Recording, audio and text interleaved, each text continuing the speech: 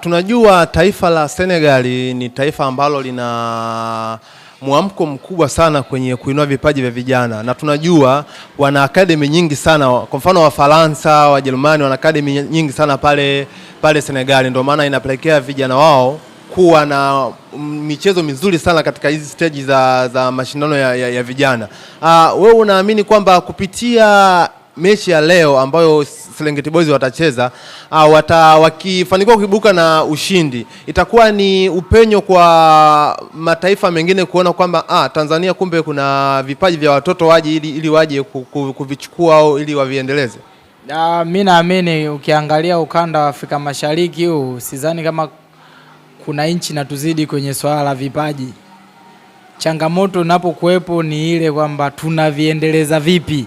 Huo ndo mtihani wa nchi nzima, kuanzia vilabu, timu za madaraja ya taifa. Mfano timu ya taifa Serengeti, kuna timu ya under 20 wapo, lakini mwisho wa siku kuna under 23 wapo.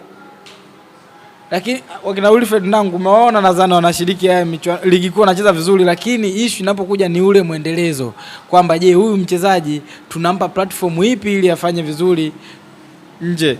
Lakini kwa wenzetu Morocco wanaliweza, Senegal hilo ni jambo la kawaida kwao, kwa sababu na wamewekeza sana kwenye academy, kwa sababu sasa mpira ni ajira, michezo ni ajira, so mpira tu, hadi basket ni ajira. Lakini ukiangalia taifa hili bado tunasinzia kwamba ukisoma sana labda ndo upate ajira, nayo ajira bado inakuwa ni changamoto, kwa sababu ajira ni chache sana, ni kama 20% kama sio 19 za Tanzania wote walioajiriwa. Sasa ukiangalia kama hiyo ndo 1%, sibwa tuwekeze kwenye michezo ambapo taasisi ni nyingi sana ambazo zinaweza zikafanya kuendesha hao watu.